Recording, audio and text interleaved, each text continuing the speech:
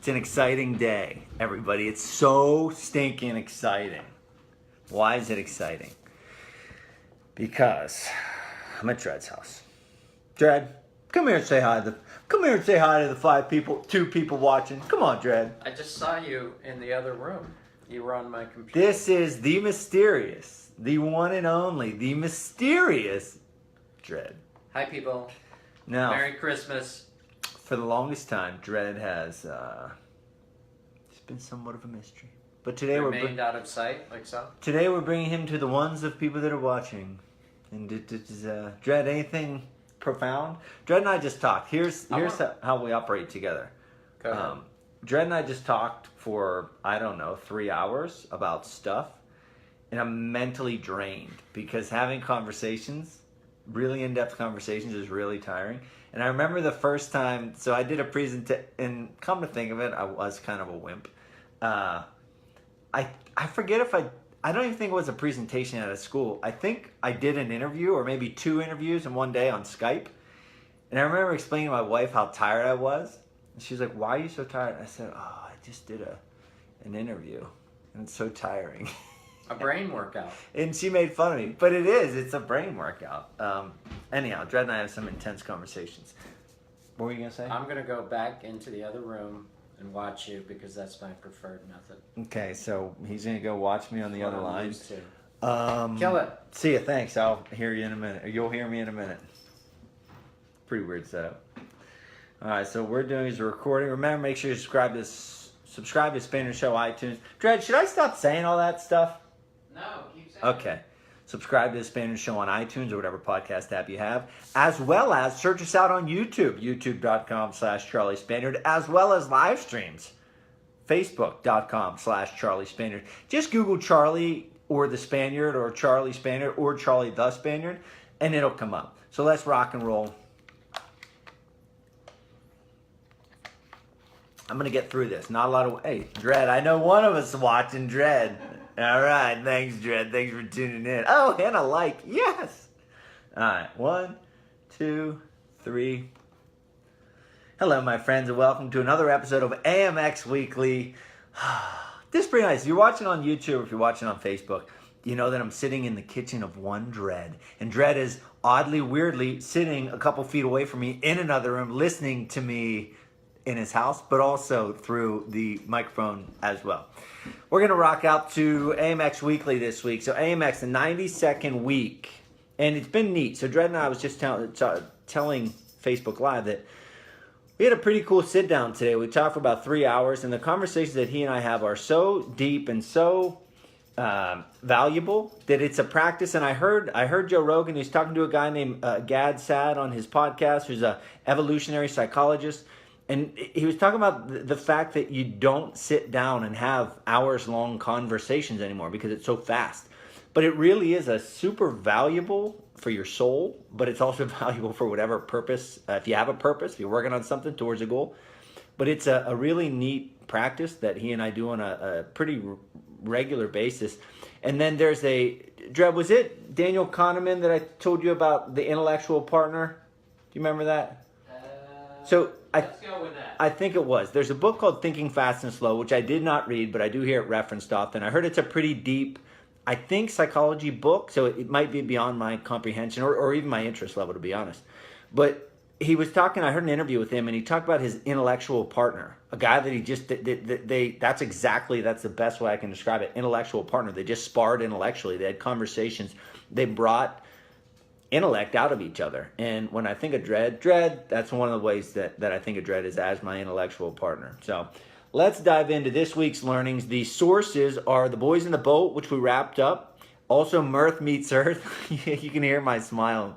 Mirth Meets Earth, which is a tremendous kids book that I read this week, and it took me around the world. It's about a little dog, a most curious space pup named Mirth, who travels the 7 continents, as well as my interview, a new book actually, Meat Eater, and then my interview with Erin Cafaro, who is a 2-time Olympic gold medal rower. So it's been a tremendous week of learning brought to you by way of AMX Books, Monday through Friday, AMXKids, coming out on Tuesdays, AMX Talks, which come out on Thursdays, and, of course, AMX Weeklies, which come out on Saturday. So we're going to start to wrap up The Boys in the Boat. Again, one of the most tremendous books I've ever read. The links to the book are on my website. It's in the show description as well. But it was talking, I got so curious, very curious about World War II, very curious about Hitler, the rise of Hitler, how this happens, how someone I learned about propaganda, really, and the direct intent deceit of the world. And it really lays a great picture, The Boys in the Boat does, of the propaganda that went in not only to Nazis early on, but to the 1936 Berlin Olympics. That there was this whole just intentional deception of the world that we're going to host the Olympics and we are Germany and we are this great country. They put on airs, to lack of a better way, to really put that through. And there was a section in the book that was talking about Hitler entering the stadium for the opening ceremonies of the Olympics. And I got chills as I read this because I thought, one of two things, man, if they only knew, or two, if they did know. Like, pick either side and you're going to know what I mean. Quote, as they saw Hitler descending the marathon steps toward the field, 110,000 people rose to their feet, thrust out their right hands, and began to roar rhythmically. So just imagine that. This 1936 is the Olympics. It's supposed to be the purity and the unity of the world in sports and competition. And you have Hitler early on in what would turn out to be his legacy. You have 110,000 people rise to their feet, thrust out the right arms, and begin to roar rhythmically. It created such a feeling of just not good in my belly and in my soul, this scary thought. And it made me think of, this idea that I took from Adam Smith, Scottish economist and philosopher, his book, No One's in Charge, Yet Somehow We're All in Charge. The book is How Adam Smith Can Change Your Life. No one's in charge, yet somehow we're all in charge. And I got tied, and you'll hear me reference Jordan Peterson probably a couple times in this interview, or in this AMX Weekly, but that tied me to this idea. I was listening to Jordan Peterson on Jocko's podcast this week, and he was talking about the Gulag, right? The Gulag, which I had to read and learn that it was essentially the system of imprisonment in Russia, right? And it was bad and inhumane and treated people in terrible ways, and it was just a terrible system. And he said when he started learning about that stuff, and there were other references that he cited that I'm not familiar with, but he said it started to dawn on him, this is what I took from the words he said, it started to dawn on him the importance of the individual, right? And when I say no one's in charge, that somehow we're all in charge, that's what I'm saying. There's another book that Jocko referenced called Ordinary Men, and I may or may not cover that on my show, which talks about the idea of ordinary men becoming these things that are just so atrocious and so terrible. I'm reading the book American Wife, which is by Taya Kyle, who is the wife of Chris Kyle, American Sniper, and she says she's referencing war, and she's saying from a firsthand perspective of her husband that it changes people and it brings out bad parts of humanity, the worst parts of humanity. So I think it's extremely important to remember no one's in charge, yet somehow we're all in charge. Moving on to a little bit of a brighter spot. So The Boys in the Boat is about these 8 guys who came together and they shocked the world. They won Olympic gold medal. They shouldn't have done it. Came out of essentially nowhere from across the United States to win this gold medal. And there was a lot about doubt and uncertainty, and a lot about not knowing your place, figuring out your place, mission and purpose, doubt and fear and failure, pain, all of these human struggles that you and I and everyone goes through. And that's part of the historic documentation of the book makes it awesome. But then also the exploration of these ideas and themes. The one thing with Joe Rance, so he's the center of the book, and we know that he has potential, but it took him a long time to realize that potential. And he always had doubt. And regarding his own doubt heading into the Olympics, right? So they've made it past college, winning a national championship. The team had been doing well for a couple years, but now we're at the best of the best in the Olympics.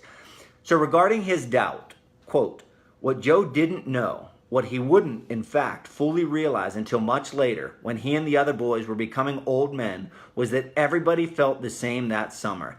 Every one of them believed he was simply lucky to be rowing in the boat, that he didn't really measure up to the obvious greatness of the other boys. Think of yourself, I think of wrestling. And even now, I think of the world that I'm in now, podcasting, speaking, writing books. Like, hearing and putting these people on a pedestal and thinking they must not feel fear, they must not feel failure, they must not get rejected, they must not this, that, the other thing. I mean, I've heard firsthand Leif and Jocko talk about how their book just wasn't catching steam early on, and they would get rejected, and they had to keep plugging away. Leif's wife made a post saying that she saw this process from start to finish, and if you talk to their team, you realize that, oh, hey, that's everybody's story. They're not made of iron. They're not made of gold. They're not made of sunshine and happiness. It's struggle, and struggle is a real and a human and an unavoidable part of the human experience. And I have in my notes here that even Drago is human. You know, even Ivan Drago was a human being. And right beside that in my notes, I wrote, fatigue makes cowards of us all. Look, I come from fighting, so I think like a fighter. Get someone tired and I don't care. They're going to lose. I'll beat you. If I can get you tired, I win, you lose. And that's just a very human, if ever you're thinking to yourself, or if ever you're doubting yourself beyond belief, just how, whatever getting them tired looks like. Obviously it's not a fist fight, but whatever getting them, whoever they are, tired looks like, do it. Because when you get them tired, they're human. Fatigues makes cowards of us all. So moving on to Tuesday's episode of AMXKids, this was a really fun book, and it was extra special. So obviously I like showcasing Jocko's work because I believe in it wholeheartedly. His books are enjoyable. There's this book, Mirth Meets Earth, but then another book that I ordered that I'll most likely cover on next Tuesday's AMXKids. It's neat when people I know or people I've come across write books or have someone in their circle wrote books, so you get to showcase it. I had no idea that my friend, the man, when it comes to MMA journalism, Ariel Helwani, I had no idea that his wife had a kids book. I saw a post of his last week or 2 weeks ago, and it said something to the effect, and my wife's book. And it had a picture of it. I was like, whoa, that's a kid's book. I'm going to bring it to AMXKids. It's a really neat book. It's called Mirth Meets Earth. It's a Mirth, the most curious space pup, takes a trip around the world, the 7 continents. And it was a really neat book. It's a short, easy to read kids book. I will say this, Ariel's wife, Jacqueline, is the illustrator. Michelle Glasser is the author. But it's just a cool book. The art is awesome. The facts that Michelle picks out, talks about the different continents. This episode, Mirth Meets Earth, I actually talk a very little bit about the actual book. But this was a really fun to recount. I talk about the 7 continents, interesting facts, odd facts, crazy facts, things you probably knew, didn't know, assumptions that if you're like me, you've made that probably lions and tigers live together. No, they don't. One lives in Africa, one lives in Asia. Or Antarctica is a country or a continent, then Arctica. Wait a minute. Arctica is not what? Arctic? Whoa, I never even thought it. So you'll hear, maybe I'm just an idiot, but you'll hear things that you know, didn't know, and never even thought about. I've been on 5 of the 7 continents, so I have some personal experience that I tie in there as well. But it is a fun trip around the world with our friend Mirth. And if you get a copy of the book, you'll be helping to support Ariel's wife. And if you know anything about MMA, you like Ariel. So this is like a win-win-win. Check it out, Mirth Meets Earth. Again, the links to the books that I'm talking about, the links are either in the show description or on my website, charliespaniard.com/reading list. Moving on to the 4th bullet point. So this is Dredd's favorite line. So this book, Dredd, how many words do you think this book is? I mean, it's like it's 375 pages. 80,000 maybe? 80, all right, let's agree on 80,000. It's a guess, but we're going to say 80,000. Before I read this book, Dredd had read it. And he said something that maybe you can repeat, Dredd, if I say it incorrectly, but he said like the most powerful line he's ever read. Is that about accurate? Yes. Yeah, so it's about accurate. Super duper powerful. And I thought to myself, what a cosmic connection it would be if I were able to identify the line in an 80,000 word book that Dredd said was the best ever. Then Dredd and I would be connected forever, and we were going to make gold, and it was going to be wonderful.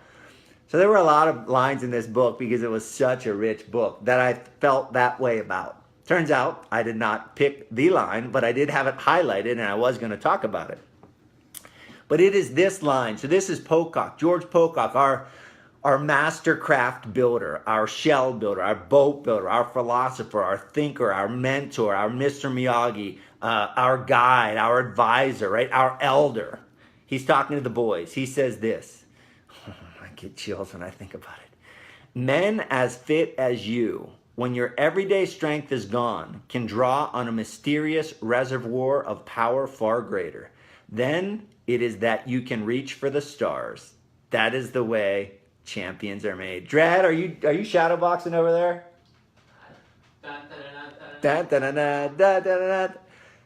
There you have it. Men as fit as you, when your everyday strength is gone, can draw on a mysterious reservoir of power far greater than it is you can reach for the stars. That is the way champions are made. That's one of my that right there. That is the way champions are made. That idea, the idea in and of itself, this statement, that is how champions are made. Or recollecting on my own life, going up in my top garage when I was a kid, when it was ice cold, or when it was raining, or when it was 100 degrees, and lifting weights and doing push-ups and doing sprints and hitting the punching bag on Christmas break when it's freezing cold, and I was PA and my training partners were in New Jersey, and I'd be punching the punching bag and basically breaking my fist because it was frozen. And the early mornings and the late nights and the sacrificial meals that you just don't eat in your birthday parties, and going to parties at Lock Haven when everyone's eating Papa John's pizza and I'm sitting there chewing on my nails because I can't eat. That's how champions are made. That's how champions are made. And it's not even that's how champions are made. That's, if you want to be a champion, that's what you've got to do. And maybe you'll be a champion in the fact that you get the medal. But I guarantee you, like our friend Scott Adams tells us, creator of Dilbert, author of How to Fail at Almost Everything and Still Win Big, regardless of whether you get the medal or not, the champion in you are the takeaways that you take from that experience. The resilience, the physical resilience, the mental resilience, the skills, the relationships, all of that in the end is what will make you the champion.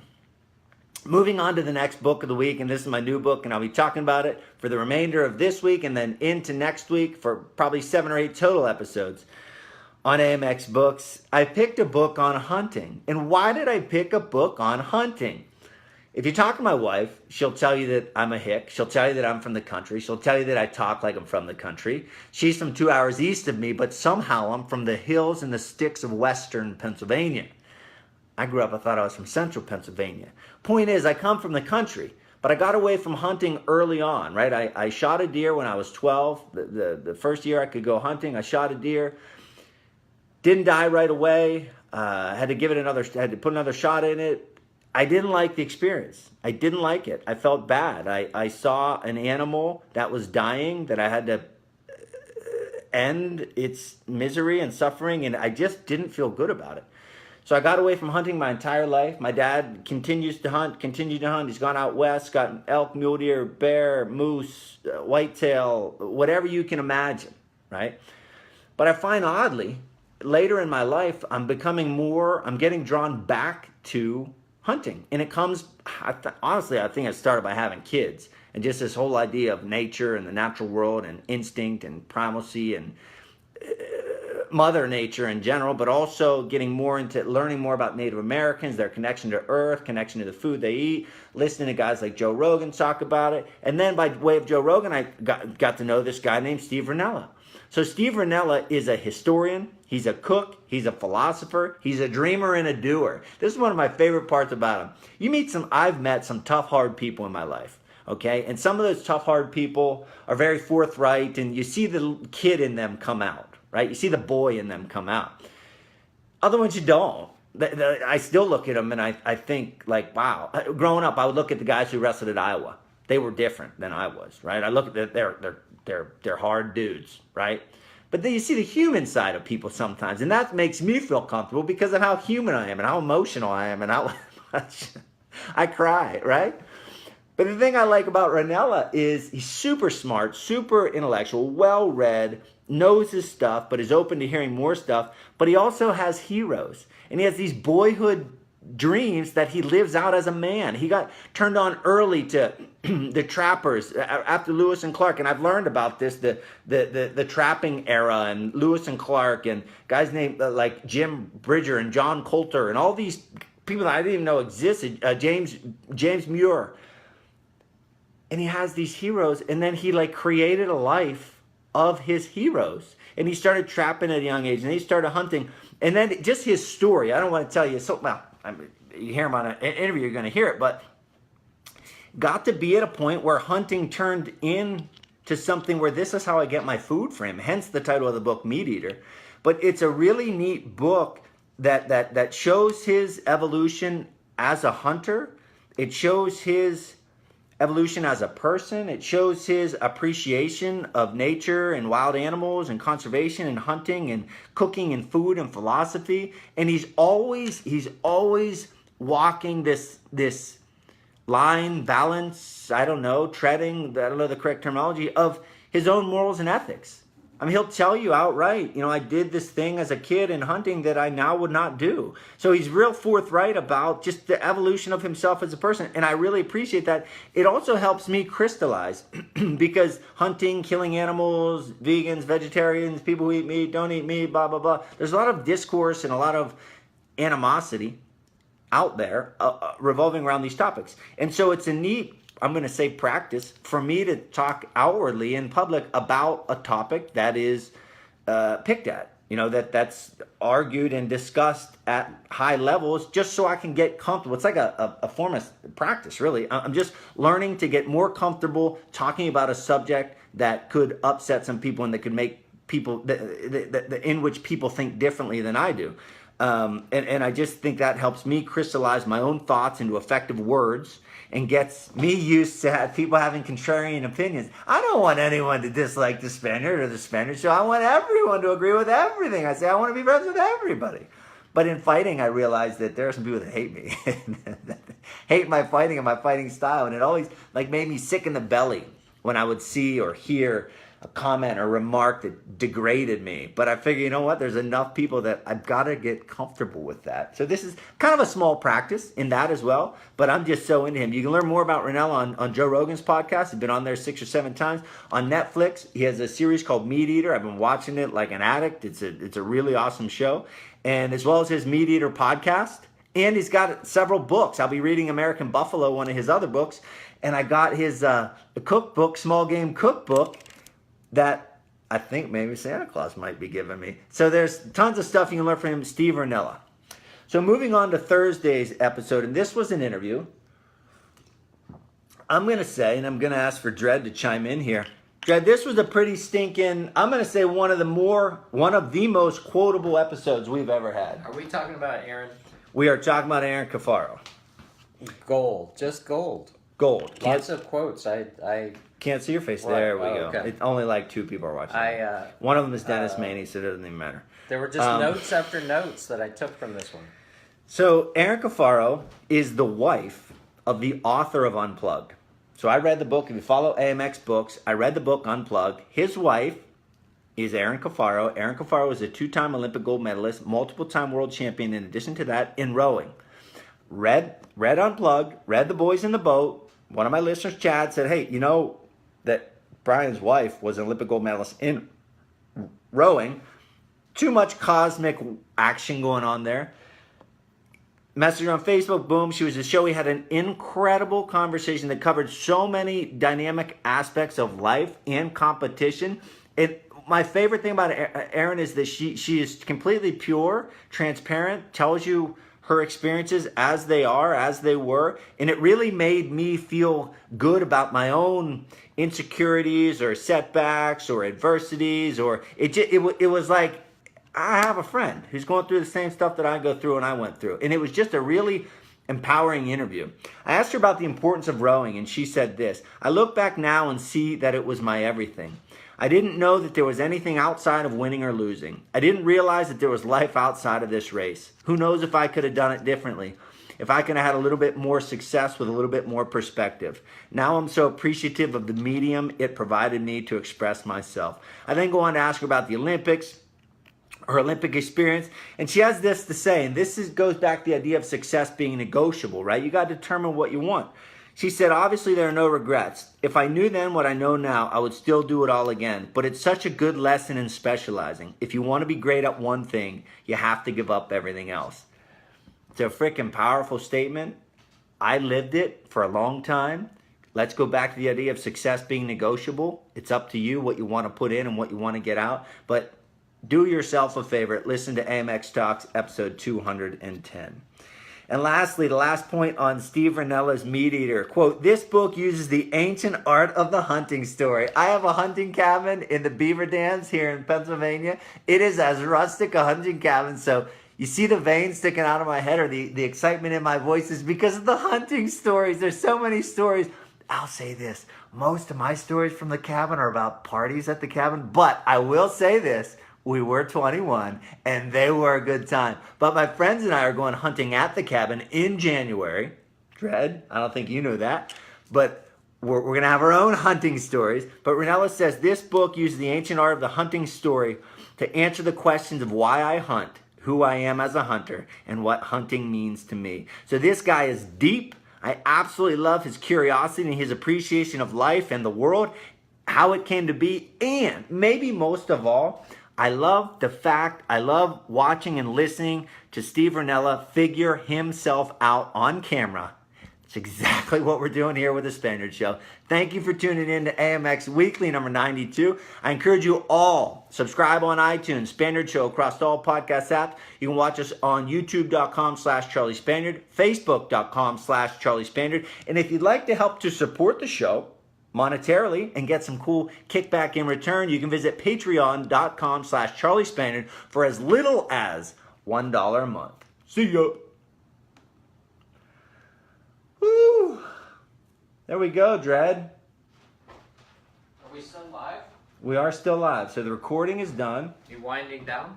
Winding down. You know, I just noticed when, like, this looks like an earring. That knob, when you were lined up correctly. That's your pirate. That's your inner pirate coming out. Yeah, or that's fashionista. Either one. That's it. It's a winning combo right here, folks. This is a winning combo. So my friend Swivey. Hey, Swivey. Swivey is a listener. He's also a principal out in California. And he just told someone, he said, I was telling my buddy about your show and he watched you. And my buddy was like, wow, that guy's something, huh? In the morning. And Swivey was like, yeah, just take it for what it is, man. And I think of people who just tune in and just got to take it for what it is. I love learning, and that's what we're doing. So hopefully you love listening to me learning. And if you don't, I'm sorry. But it's the only thing I know. Dredd, any sayonara's? Have a good weekend, people. See ya.